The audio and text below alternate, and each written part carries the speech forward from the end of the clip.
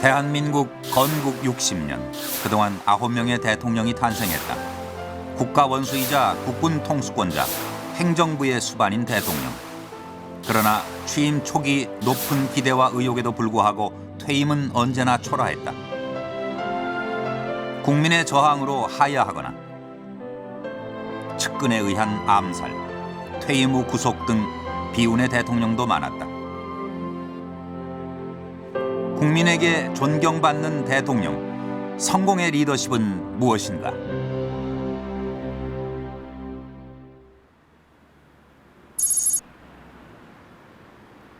지난 2월 5일 대통령직 인수위원회는 오전 6시부터 분주하게 움직였다.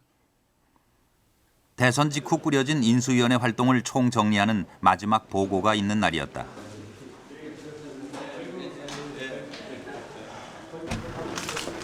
오전 7시, 이명박 대통령 당선인은 인수위원회에 도착했다. 지난 67일간 새 정부에 거는 기대만큼이나 당선인의 일거수일투족은 초미의 관심사였다.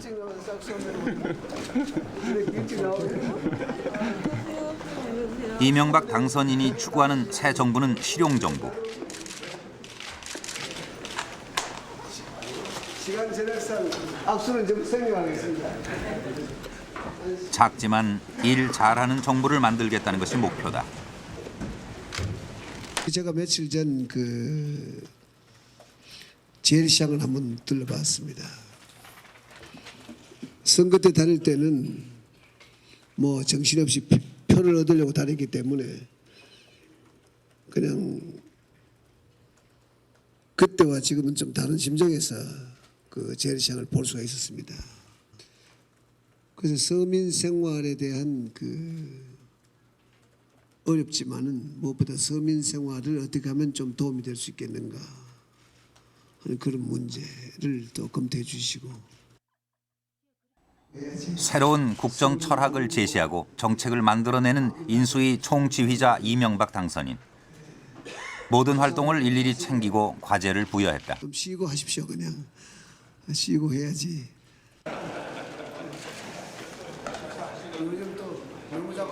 그동안 인수위원회는 설날 연휴를 제외하곤 단 하루를 쉬었을 뿐이다. 오전 일찍 시작된 회의. 배달해온 도시락으로 아침 식사를 대신하는 일도 다반사였다. 당선인이 제시한 과제를 정해진 시간 안에 끝내기 위해 인수위 관계자들은 밥 먹는 시간조차 아껴야 했다.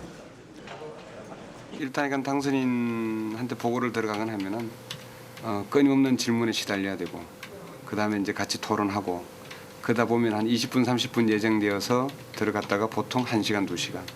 그렇게 항상 그 문 앞에는 그 기다리는 분들이 장사진을 치고 있습니다. 왜냐하면은 본인 스스로가 납득이 안 되거나 이해가 안 되시면은 끊임없이 질문하시면서 본인 스스로 다 납득할 때까지 물으시기 때문에. 저희는 항상 이제 할 때는 공무원이니까 어떤 부작용이라든가 이런 걸 생각해가지고 좀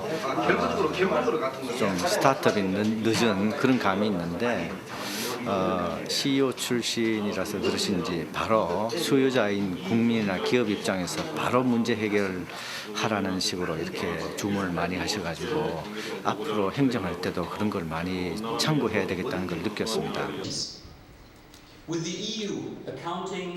이명박 당선인은 인수위원회 활동 틈틈이 현장을 돌며 각계각층의 사람들을 만났고 전문가들의 조언을 들었다.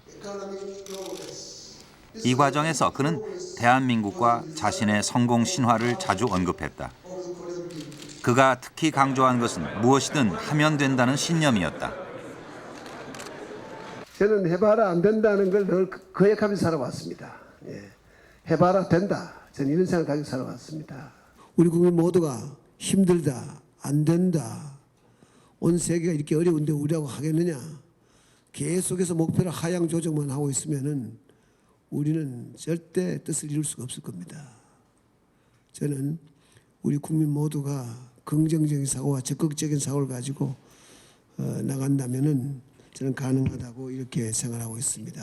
한마디로 하여튼 이 CEO형 리더십인데, 이제 문제를 제기하기보다는 문제에 답을 구하는 리더십. 그리고 어떤 이론에서 이 답을 구하기보다는 현장에서 답을 구하는 리더십. 그다음 책상에서 답을 구하기보다는 실제 실생활에 뛰어들어서 답을 구하는 리더십으로 이렇게 저는 생각합니다. 그래서 정말 말 그대로 국정 철학을 그대로 리더십에 반영하는 창조적 리더십이고 실용적 리더십이라고 저는 봅니다.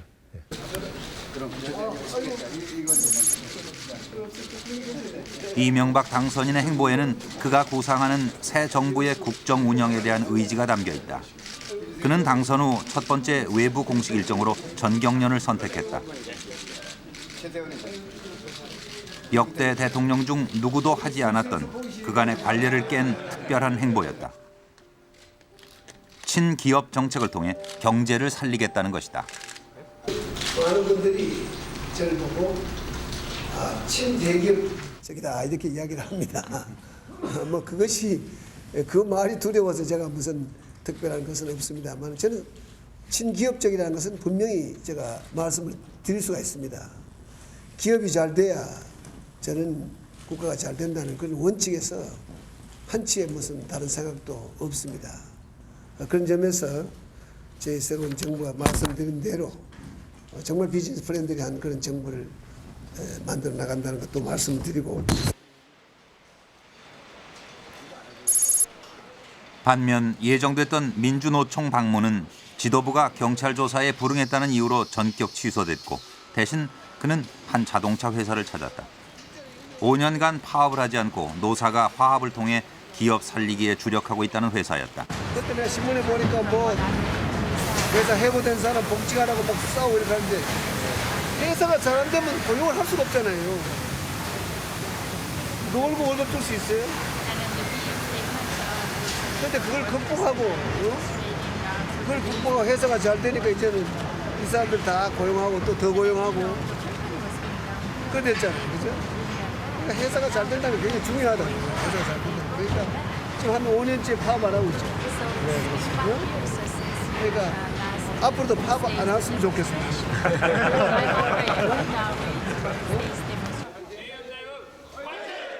대기업 CEO 출신인 그는 기업의 형편과 사정을 잘 알고 있다. 그가 경제를 살릴 것이라는 기대는 여기서 출발했다. 그러나 국민들의 처지와 요구는 저마다 다르다. 한 번 결심하면 끝까지 밀어붙인다는 불도저형 리더십. 강력한 추진력에 대해 기대와 우려가 엇갈린다. 추진력이 좀 있잖아요. 이명박 당선인이 좀 추진력이 있으니까 그런 거 믿고 한 기업도 잘 이끌었는데 나라도 잘 이끌 것 같고. 를 위해서 소가 희생되거나 그런 부분보다는 또 어느 정도의 어떤 보관을 가지고 계시지 않을까 하는 그런 생각이 듭니다. 어떤 과거 같으면은 그 A는 살고 B는 죽고 이런 것보다는 어떤 다 같이 아우를 수 있는 뭔가를 다른 대책이 또 나오지 않을까 그런 생각해 봅니다. 일단 친기업적 대통령이 선출이 됐고 거기에 대한 노동자는 더욱 힘들어질 거란 전망이 보이기 때문에 기분은 많이 꿀꿀합니다. 우선은 이제 사람 중심으로 이렇게 이제 정책을 폈던 사람이 아니고 이제 그 어떤 돈의 흐름이나 그 그러니까 돈의 흐름을 중심으로 해서 이제 정책을 폈던 사람이라서 이제 그 사람 문제에 관련된 그 노동자 문제나 그다음에 또 비정규직 문제는 굉장히 좀 논의가 될 그러니까 논의가 될 것으로 좀 전망하고 있습니다. 민주적 제도와 질서가 정착되고 해묵은 이념 대립과 지역 감정의 벽을 넘어 시작되는 새로운 시대.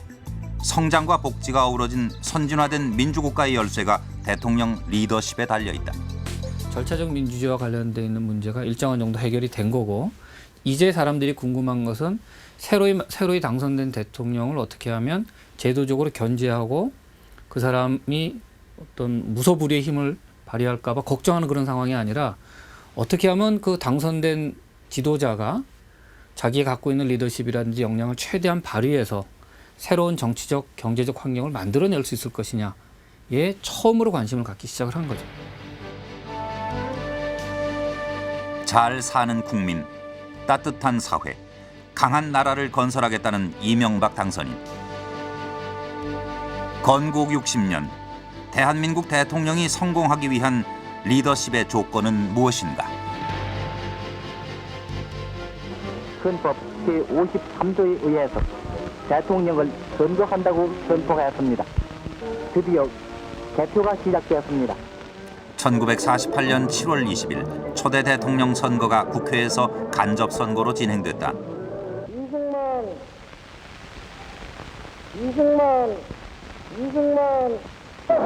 압도적인 표차로 이승만 후보가 대통령에 당선됐다.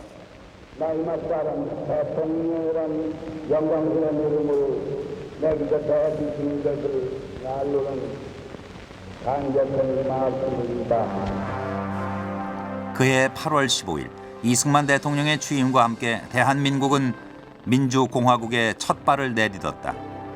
당시 제1공화국 이승만 대통령에게는 분단 상황 속에서 민주주의를 정착시키고 근대 국가의 체계를 갖춰나가야 한다는 시대적 과제가 주어져 있었다.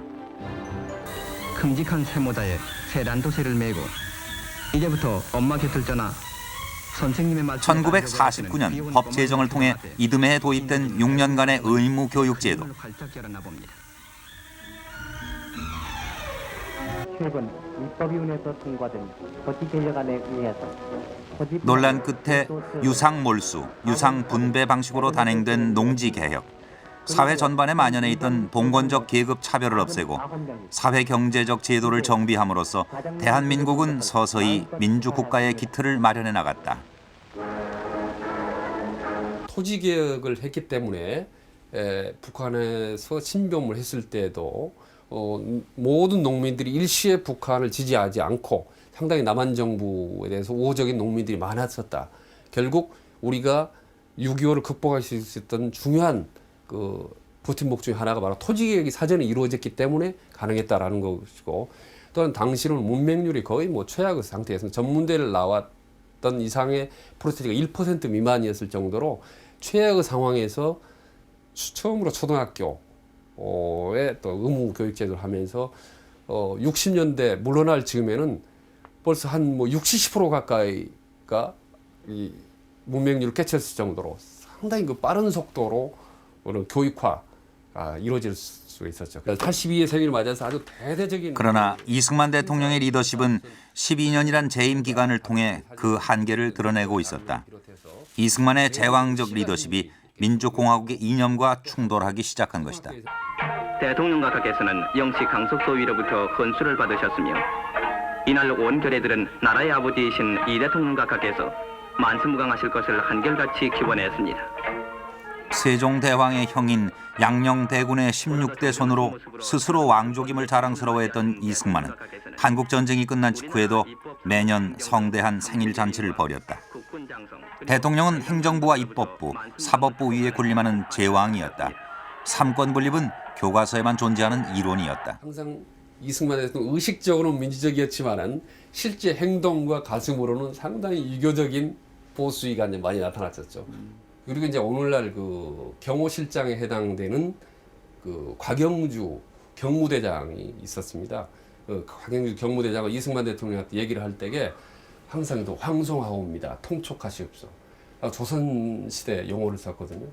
그 정도로 이승만 대통령은 거의 나라님, 그 다음에 군주, 왕으로 생각했었고, 실제로 이승만 대통령은 본인이 얘기를 할 때 과인은 그리고 백성들은 이렇게 생각을 얘기할 정도로 어떤 가부장적 권위가 엄청나게 강했죠.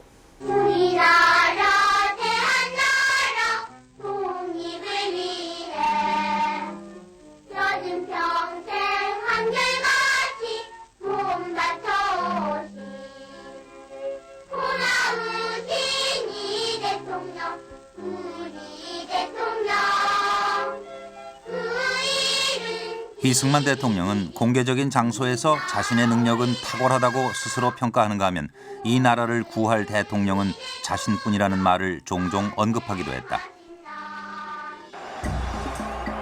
이런 이승만의 제왕적 리더십은 결국 초대 대통령에 한해 종신 영구 집권을 허락하는 개헌으로 이어졌고, 대대적인 3.15 부정선거를 목격한 국민들은 독재에 대한 국민적 저항으로 맞섰다. 민권은 승리했습니다. 민주주의를 짓밟던 자유당과 독재 정권은 물러갔습니다. 민주주의를 원했던 국민들은 제왕적 리더십을 더 이상 용인할 수 없었던 것이다. 이승만 대통령이 모든 정책 결정이나 어떤 국가적인 국정 운영을 혼자 판단하고 혼자 결정했기 때문에 국민들의 의견 수렴은 무시하고 그리고 민심의 방향은 전부 차단한 거죠. 바로 이게 1년, 2년, 3년, 5년 정도 지나가는 거는 가능하지만 이게 10년을 넘어갈 경우는 국민들의 욕구가 분출되게 돼 있습니다. 그게 그 잠재된 국민들의 욕구가 몇 가지 부패적인 사건이 드러나면서 화약꽃처럼 불이 붙어서 터져나는 거죠. 초대 대통령의 독재를 경험한 국민들은 4개월 후 의원 내각제를 도입 제2공화국을 출범시켰다. 그러나 제2공화국은 불과 9개월 만에 5.16 군사 쿠데타를 통해 역사의 뒤안으로 물러난다.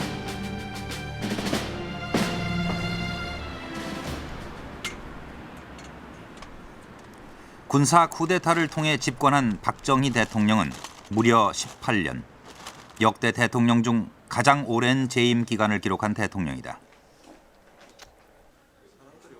가난한 농부의 아들로 태어나 일본 육군사관학교를 졸업하고 해방된 대한민국의 육군소장이 된 그는 과거 악의 일소, 경제 재건과 반공 친미를 내세우며 대통령이 되었다.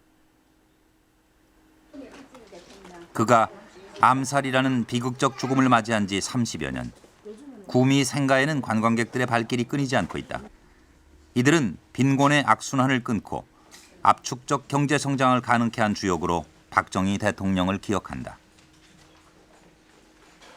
저는 나름대로 존경하는 분이니까 아이들한테 이렇게 그분이 사셨는 걸 어떻게 사셨는지 그런 것부터가 한번 보여주고 싶어서 이렇게 한번 들렸습니다. 우리 그런 어렸을 때 그런 못 살던 시절에 그 새마을 운동을 하셔가지고 우리나라에 큰 업적을 남기셨지 않습니까?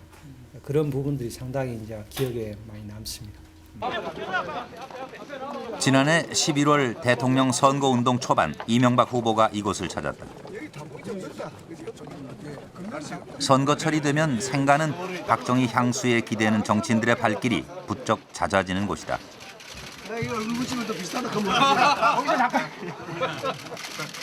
이명박 후보도 박 대통령과의 특별한 인연을 강조했다.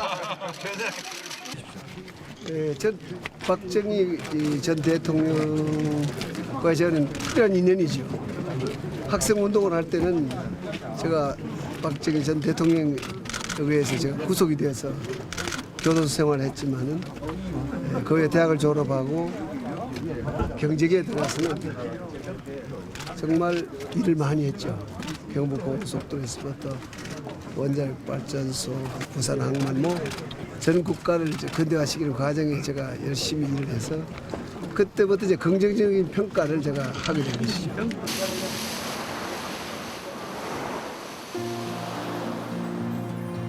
경제 성장을 일군 박 대통령과 그 당시 건설회사의 사원으로 CEO로 각종 건설 사업에 참여했던 이명박 후보. 외모에서 경력, 리더십 특징까지 이명박 후보의 모습은 박 대통령을 연상시켰다. 그리고 그것은 대선 결과에 상당한 영향을 미쳤다. 2007년 대선에서 강하게 대두된 박정희 신드롬에 대해 분석한 정치학자 강원택 교수. 그는 시대 상황과 역사적 과제에 따라 대통령에 대한 평가와 국민들이 원하는 대통령의 리더십은 달라진다고 밝혔다. 박정희 대통령에 대한 평가가 이제 극단적인 두 가지 형태가 있는데 절대적인 부정과 절대적인 긍정으로 나뉘는 것 같습니다. 그런데 절대적인 부정의 경우는 정치적인 억압, 즉 독재자였다는 거가 되겠죠. 반면에 긍정적으로 평가하는 그 측면에서는 경제적 성장, 실적 이와 관련된 측면이 상당히 중요하게 다뤄지고 있습니다. 그러니까 어떻게 본다면 상황에 따라서 이 두 가지 측면 중에서 어떤 부분이 국민들한테 어필하느냐에 따라서 변화가 되는 거겠죠.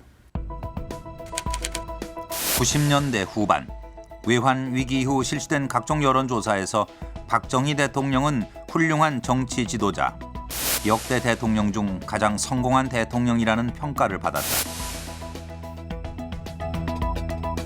박 대통령이 부동의 1위를 차지할 수 있었던 이유는 무엇일까? 대부분의 학자와 국민들이 경제 발전 그리고 강력한 추진력과 결단력을 꼽았다.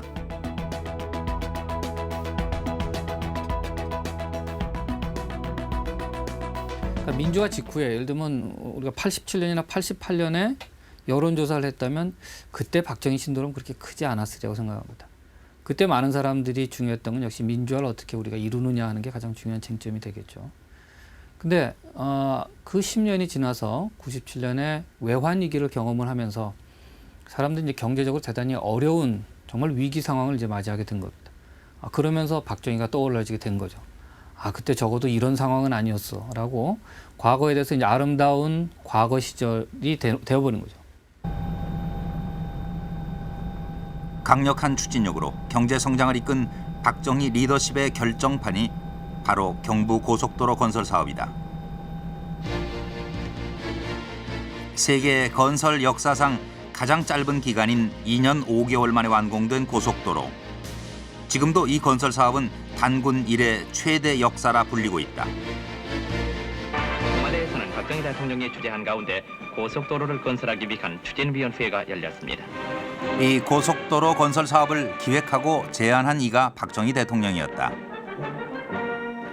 금년부터 착수하는 경부 간의 고속도로 계획 이런 것은 과거 우리 민족의 하나의 꿈이었다고 나는 생각을 합니다. 이 꿈을 우리들의 기술과 우리들의 자본과 우리들의 노력으로서 한번 이루어보자. 당시 재무부 이재 국장으로 경부 고속도로 건설 예산을 수립하고 조달하는 역할을 맡았던 김용환 전 장관. 그는 이 과정에서 박 대통령의 리더십을 체험할 수 있었다. 그가 제출한 보고서를 세밀하게 검토해 지시하는 것은 물론 공사 구간 선정, 도로 설계에 이르기까지 대통령은 직접 챙겼다. 그때는 고속도로를 설계와 공사비 추정액을 보고드렸다는 말씀을 드렸는데 그 무렵부터 대통령 각하께서 청와대 집무실에 25만 분도를 걸어놓으시고 항상 삼각자를 거기다 대고 전부 그 고속도로 설계를 직접 하셨어요. 이러한 박 대통령의 신념과 의지는 여기 손수 메모한 기록장에서도 여실히 알 수 있다. 고속도로에 관한 박 대통령이 직접 그린 고속도로 도면에는 용지 매입에 필요한 가격까지 계산돼 있었다.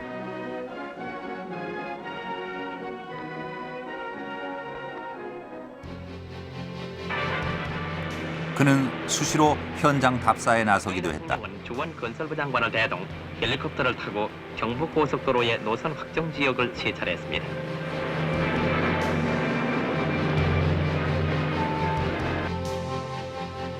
공사가 시작된 뒤에는 현장 인부들을 감독, 격려하는 일도 계속됐다.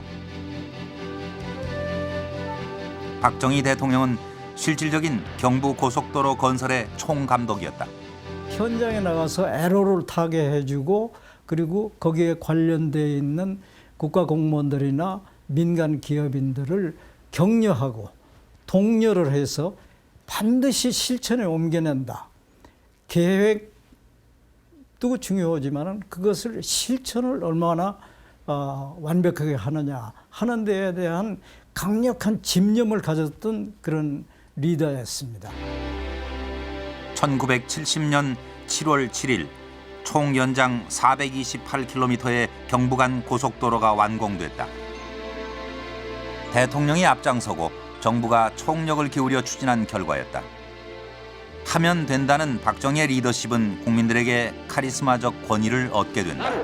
이 고속도로를 만들 때 이런 경제적인 면과 물질적인 면보다도 더 중요한 목적을 하나 가지고 있었던 것입니다.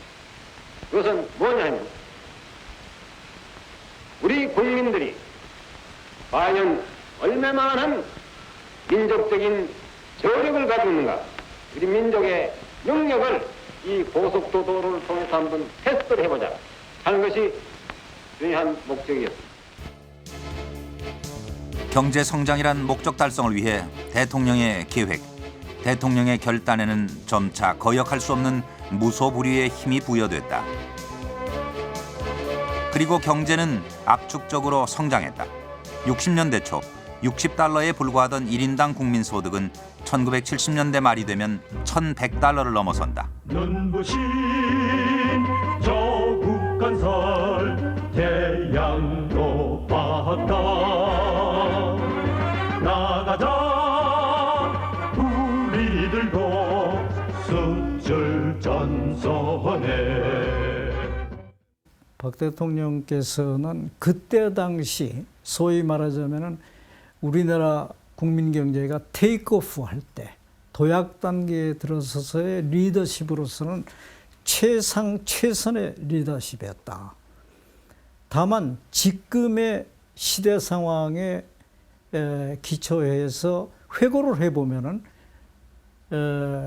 과연 지금도 그런 그 개발연대를 이끄는 박정희 대통령과 같은 리더십으로 국민을 이끌 수 있는가, 또 경제를 활성화할 수 있는가, 나는 그렇게는 생각하지 않습니다. 막강한 권력을 가진 권위적 대통령은 경제 성장을 위해 민주주의를 유보했다. 그 시대 국민의 복지와 인권은 늘 우선 과제에서 밀려났다. 박정희 시대 때 정말 싫었던 독재자라서의 어떤 환경, 그런 환경이 지금 많이 해소가 됐기 때문에 이제 박정희에 대해서 기억할 수 있는 많은 부분들은 경제 성장, 실적을 이뤘고 한강의 기적을 이룬 지도자로서의 역할이 훨씬 더 크게 부각이 되었고, 또 그러한 어떤 욕망이라고 하는 것이 우리 차기의 지도자도 좀 그런 사람이었으면 좋겠다라고 이렇게 투사된다고 볼 수 있겠습니다. 그러나 이게 뭐 어떤 박정희라고 하는 그 시절로 돌아가자, 혹은 박정희 시절에 30하고 40하고 유신 때가 좋았다, 뭐 그런 이야기로 보기는 상당히 어렵다는 거죠. 1994년 경부고속도로가 건설된 지 22년이 지난 후에 그 도로 주변에서 또다시 대형 북책 사업이 진행됐다. 급격히 늘어나는 화물과 여객 수송을 위해 경부고속철도를 건설하는 프로젝트였다. 당초 목표는 2002년 완전 개통. 그러나 2004년 부분적으로 개통됐고 완전 개통은 8년이나 미뤄졌다. 환경단체의 반발로 2차례나 공사가 중단됐던 천성산 원효 터널 구간. 현재 2012년 완전 개통을 목표로 막바지 공사가 한창이다.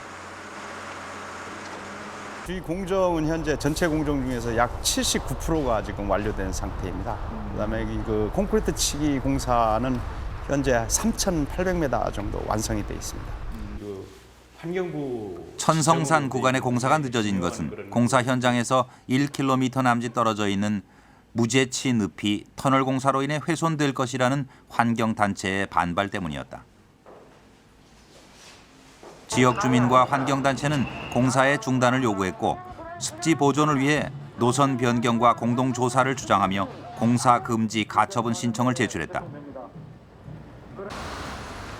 특히 지율 스님은 100일간에 이르는 단식을 통해 터널 공사에 온몸으로 저항했고 참여정부는 청와대가 직접 사태 수습에 나섰다.